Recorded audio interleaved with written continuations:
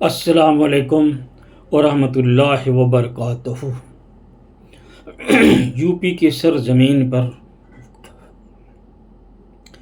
एक जगह है जिस जगह का नाम कचौचे शरीफ है। वहाँ पे एक बहुत बड़े बुज़ुर्ग हैं जिनका नाम है हज़रत मखदूम समदानी सरकार औलिया करामतुल्लाह अलैह।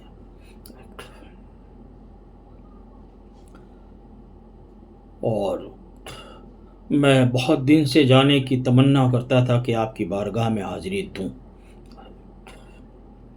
सन 2005 में हम 3 लोग घर से निकले यूपी से, इलाहाबाद से, और आपकी बारगाह में पहुँचे। ठंडी का दिन था और जब हम वहाँ पहुँचे तो जुमेरात की शाम हो चुकी थी, यानी जुम्मा का दिन लग गया था, मगरिब का वक्त, अजान हो रहा था। वहाँ पता लगाया तो कोई कमरे कहीं मौजूद खाली नहीं थे। फिर वहाँ एक साहब वॉचमैन, उसने आके कहा, जो उससे पूछा, मैंने कहा इस बिल्डिंग में कमरे हैं? तो उसने मुझसे कहा कि साहब यहाँ कमरा खाली नहीं मिलेगा आपको, सब फुल है। मुझे पता नहीं क्यों इतना गुस्सा आया, बहुत ज़ोर गुस्सा आया। मैंने उसको कहा कि अगर तू मखदूम समदानी और रहमतुल्लाह अलैह की बारगाह में यहाँ खिदमत गुजार नहीं होता तो इतना ज़ोर झापड़ मारता कि दूसरे कान तक सुनाई देता। नालायक, मुझे और कमरा नहीं मिलेगा।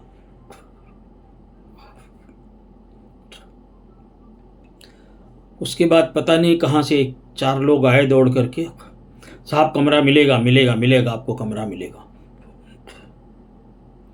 तो उसमें एक बंदे दाढ़ी रखा हुआ था, नौजवान लड़का था,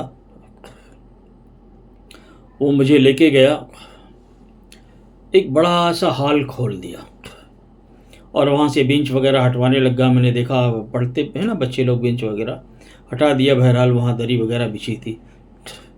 हमारे पास साथ में जो लोग थे, मैंने कहा सामान रखो यहाँ और बिस्तर उस्तर लगाइए। बहरहाल गए, फिर खाना वगैरह खा के आए, नमाज वगैरह पढ़े, फ्री हुए। तो वो शख्स फिर भी वहाँ खड़ा रहा। जब सोने का वक्त हो गया, लगभग 12 बज गए, 12:30, तो मैंने कहा भाई तुम क्यों खड़े हो, तुम जाओ। उसने कहा साहब ये कमरा जो आपको दिया गया है, यहाँ मुफ्ती का कोर्स पढ़ाया जाता है बच्चों को। ये कमरा किसी प्राइम मिनिस्टर आ जाए तो उसको नहीं दिया जाएगा, लेकिन आपके लिए कहीं से ऑर्डर हुआ है ऊपर से, इसलिए आपको दिया गया है और मुझे कहा गया है कि इनकी खिदमत में हाजिर रहना। फिर मैंने उसको समझाया कि जाइए आप सो जाइए। तो बहरहाल फिर हमने वो बंद किया और सो गए।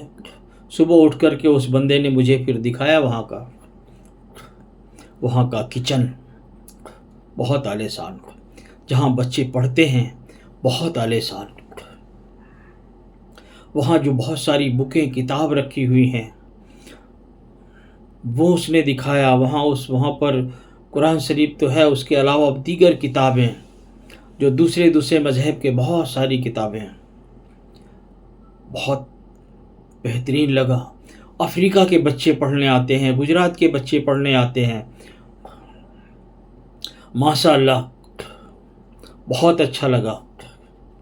फिर उसने बताया कि साहब आज गुस्ल है, जुमा का दिन है, जुमा के बाद साहब जाएंगे तो उनके साथ चले जाना।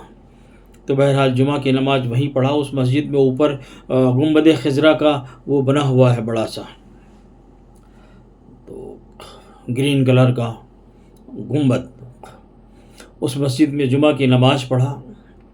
पढ़ने के बाद जब वहाँ जाने लग गए गुस्ल में हुजूर की, तो बहुत काफ़ी भीड़ थी।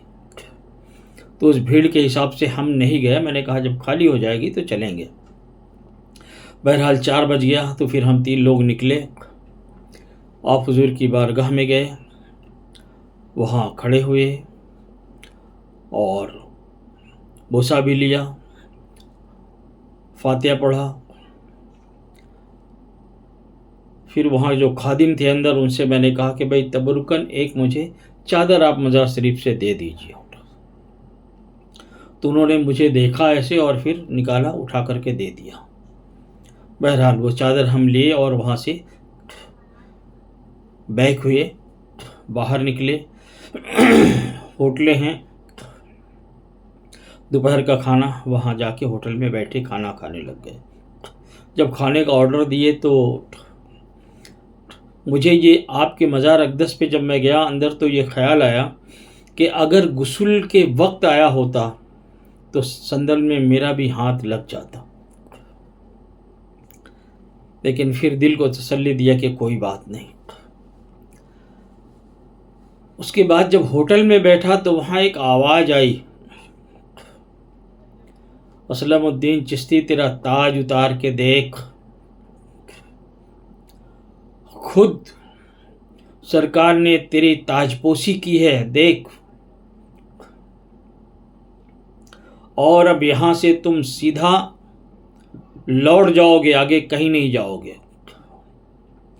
ये आवाज़ मैंने सुनने के बाद मैंने अपना ताज उतारा और उतार करके देखा तो पीछे जो है पूरा पंजा बना हुआ था, जैसे कि कोई संदल में डुबा करके और यूं लगा दे, तो पूरा पंजा पीछे ताज में बना हुआ था।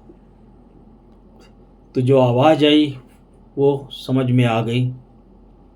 फिर वहाँ से खाना खा के हम लोग निकले। बाद मगरिब वहाँ से फिर बस पकड़े और रवाना हो गए। बनारस में कुछ लोगों ने बुलाया था, वहाँ शाम को पहुँचे, वहाँ क़याम किए। सुबह वहाँ खल खिदमत का काम शुरू किया। इतने लोग आए कि मुझे चारपाई बाहर निकालना पड़ा घर से मैदान में। एक हलवाई था वहाँ से, वो बार बार मिठाइयाँ भेजता था और मेरे साथ जो थे मैं उनको कह देता था लोगों को तकसीम कर दो, जब वो तकसीम हो जाए तो फिर मिठाई आ जाए। तो जो लाता था, जब कई बार ला चुका तो मैंने उसको पूछा कि भाई तू क्यों बार बार ला रहा है। उसने कहा कि जो हमारा सेठ है उसने वहाँ से रोड के उस पार से वो आपको देख रहा है, उसका कहना है कि जब तक हुजूर नहीं खाएंगे मैं मिठाइयाँ भेजता रहूँगा। बहरहाल फिर मैंने उसकी मिठाई चखा और उसने भेजना बंद कर दिया।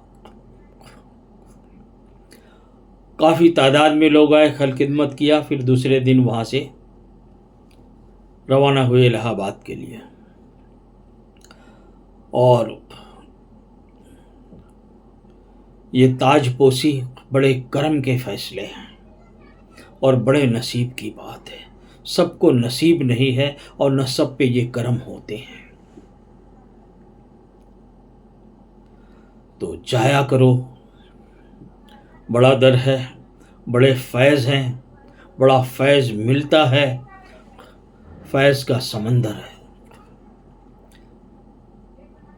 मैं आपका खादिम मोहम्मद असलम चिश्ती, खुदा हाफिज़। अस्सलामु अलैकुम रहमतुल्लाहि व बरकातहू।